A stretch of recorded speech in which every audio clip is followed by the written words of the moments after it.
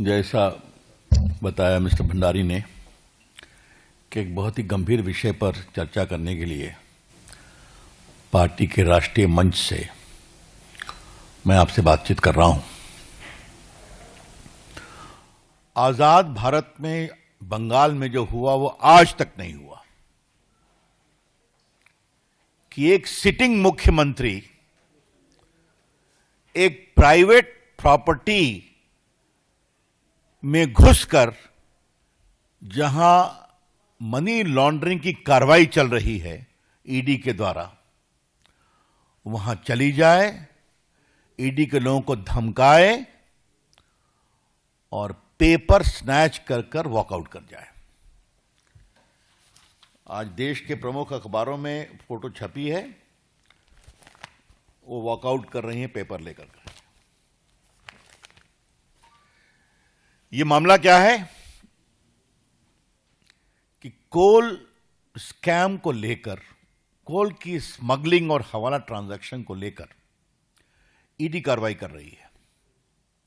उसमें कई जगह रेड वगैरह हुई और जो मिस्टर जैन हैं उसके कंसल्टेंसी फर्म के बारे में यह शिकायत आई कि करोड़ों रुपए का ट्रांजैक्शन यहां से हुआ है। यह बात हम नहीं कह रहे हैं, ईडी ने अपने ऑफिशियल स्टेटमेंट में कहा है जो उनके वेबसाइट पर है, उसकी कॉपी हमारे पास है। उन्होंने पूरा लिंकेज बताया है। ऐसे में वो काम करने गए थे और आपको मालूम है बंगाल कोल स्मगलिंग का एक बहुत बड़ा हॉट स्पॉट बना है। रूलिंग पार्टी के बहुत लोग का इन्वॉल्वमेंट है, उसकी चर्चा कई बार हुई है, हम लोगों ने भी किया है। यहां पर स्पेसिफिक केस था और मैं फिर रिपीट करूंगा, ये रेड न ममता जी के घर पर थी, न उनके ऑफिस में थी, न टीएमसी के दफ्तर में थी, न टीएमसी के किसी नेता, विधायक, एमपी या ऑफिस बेरर के घर पे थी। ये रेड थी एक प्राइवेट कंसल्टेंसी फर्म जिसके यहां करोड़ों रुपए के मनी लॉन्ड्रिंग की शिकायत आई थी कोल स्कैम में, उसको फैसिलिटेट करने के।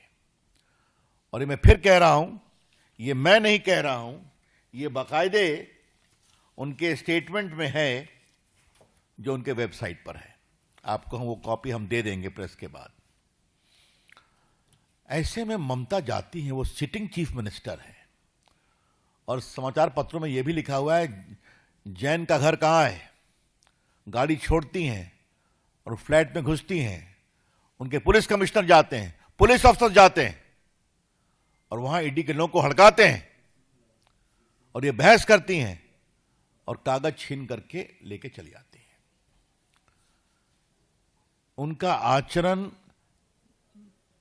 नहीं अमर्यादित, असंवैधानिक, शर्मनाक है, लेकिन लोकतांत्रिक मर्यादाओं का उन्होंने तार तार कर दिया है। The entire action of the chief minister is not only unethical, irresponsible, unconstitutional, but she has put the entire democratic process and governance to shame.